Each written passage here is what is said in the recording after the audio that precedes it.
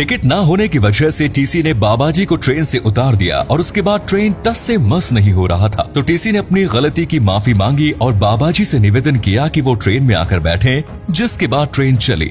Facebook और Apple company जो आज पूरी दुनिया पर राज कर रही है, इस कंपनी का अस्तित्व ही नहीं होता अगर इनके मालिक इस बाबा से न मिले होते तो। आज के जिस दौर में कई सारे बाबा अपने करतूतों से देश का नाम बर्बाद करके जेल की हवा खा रहे हैं, उस दौर में ये बाबा जी ने अपने देश की संस्कृति को बचाया। क्या सच में बाबा नीम करोली स्वयं हनुमान जी के अवतार थे?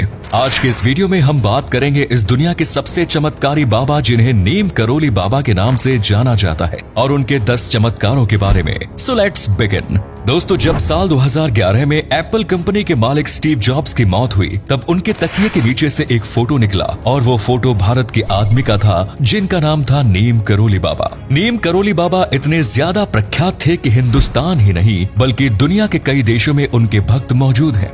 स्टीव जॉब्स से लेकर फेसबुक कंपनी के फाउंडर मार्क जुकरबर्ग और हॉलीवुड की फेमस एक्ट्रेस जूलिया रॉबर्ट्स भी नीम करोली बाबा के भक्तों में शामिल हैं। लेकिन आखिर इन बाबा के अंदर ऐसा क्या था कि दुनिया के इतने बड़े बड़े लोग उनके भक्त हो गए? नीम करोली बाबा का पूरा जीवन ही चमत्कारों से भरा हुआ है और आज हम उनके जीवन के कुछ ऐसे ही चमत्कारों के बारे में बताने वाले हैं। दोस्तों, जब स्टीव जॉब्स अपने जीवन में बहुत बुरी तरह से परेशान थे, तब वो साल 1974 में भारत आए।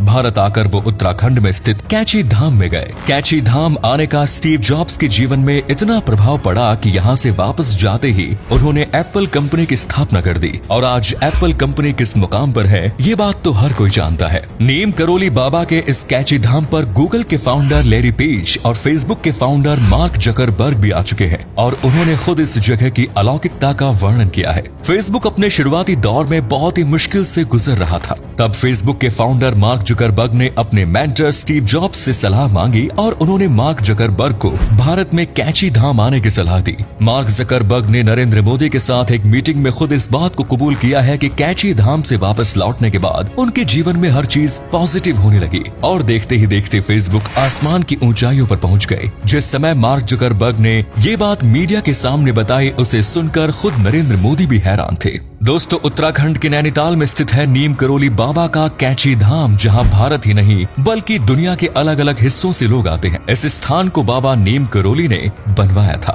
जहां हनुमान जी की मूर्ति स्थित है, जहां आज भी भारत के अलावा दुनिया के अलग अलग हिस्सों से लोग दर्शन के लिए आते हैं।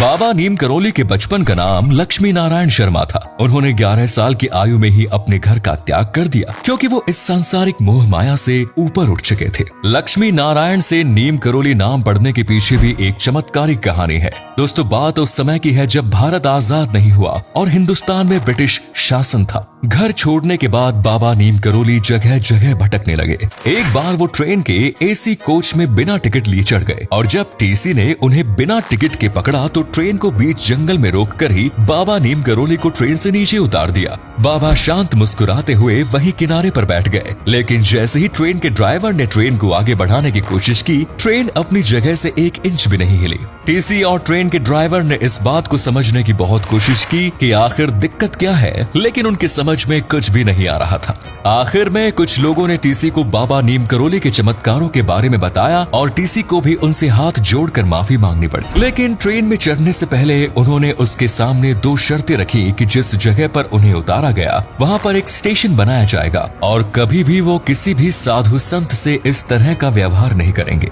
ट्रेन के टीसी ने बाबा नीम करोली की बात मान ली और उस जगह पर स्टेशन भी बनवाया गया जिसका नाम नीम करोली है और इसी स्टेशन के नाम पर उनका नाम बाबा नीम करोली पड़ा। ये तो बाबा नीम करोली के चमत्कारों की शुरुआत मात्र थी। साल 1943 में बाबा उत्तर प्रदेश के एक गरीब दंपति के घर गए। वो दंपति बाबा के बहुत बड़े भक्त थे और बाबा को देखकर बहुत ही ज्यादा खुश हुए। ये वो समय था जब द्वितीय विश्व युद्ध चल रहा था और उस दंपति का बेटा ब्रिटिश सरकार की तरफ से बर्मा में जापानी सेना के खिलाफ लड़ाई लड़ रहा था। बाबा ने उन्हीं के घर विश्राम करने का निर्णय लिया और जब रात में बाबा चारपाई में कंबल ओढ़कर सो रहे थे, तब उन दंपति ने ऐसा अनुभव किया कि बाबा बहुत ज्यादा दर्द से कराह रहे हैं। ऐसा लग रहा था मानो बाबा को कोई किसी हथियार से मार रहा हो, लेकिन उनके अंदर इतना साहस नहीं था कि बाबा की नींद खराब कर सके। अगले दिन नीम करोली बाबा ने उन्हें वो कंबल लपेट कर दिया और कहा कि इसे बिना खोले गंगा जी में विसर्जित कर देना। और जब वो दंपति उस कंबल को लेकर गंगा जी में विसर्जन करने जाने लगे तो उन्हें ऐसा एहसास हुआ कि उस कंबल के अंदर बहुत सारा लोहा भरा हुआ है। उनका मन उसे खोलकर देखने का हुआ, लेकिन बाबा की बात काटने का उनके अंदर साहस नहीं था और उन्होंने उस कंबल को बिना खोले ही गंगा जी में विसर्जित कर दिया।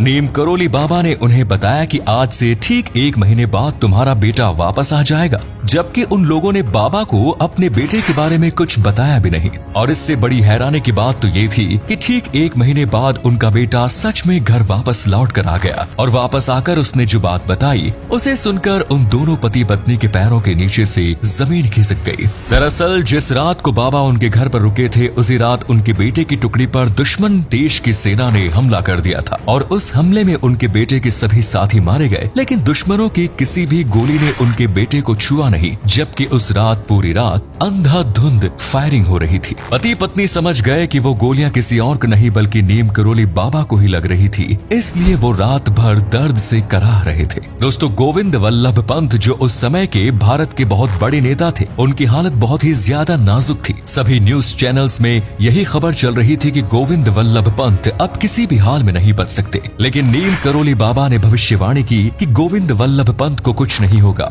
अभी वो बहुत जिंदगी जीने वाले हैं। और हुआ भी वही, गोविंद वल्लभ पंत अपनी मौत के मुंह से वापस आ गए। नीम करोली बाबा से देश विदेश से लोग मिलने आते थे और एक आदमी उनके पास बांग्लादेश से आया जो उस समय पाकिस्तान हुआ करता था। उस आदमी को देखते ही कहा कि तुम चिंता मत करो, तुम्हारा भाई बहुत जल्द दुश्मन की गिरफ्त से रिहा होगा और वो देश पर राज करेगा। बाबा की बात सुनकर वो आदमी बहुत ज्यादा असमंजस में पड़ गया, क्योंकि उसका भाई पाकिस्तान के कैद में था और वहाँ की अदालत ने उसे फांसी की सजा सुना दी थी। लेकिन बाबा की भविष्यवाणी सच हुई और जिसके लिए बाबा ने भविष्यवाणी की थी वो आदमी कोई और नहीं बल्कि बांग्लादेश के पहले राष्ट्रपति शेख मुजीबुर रहमान थे। और ये बात उनके छोटे भाई ने खुद बताई, जिनसे बाबा ने ये बात कही।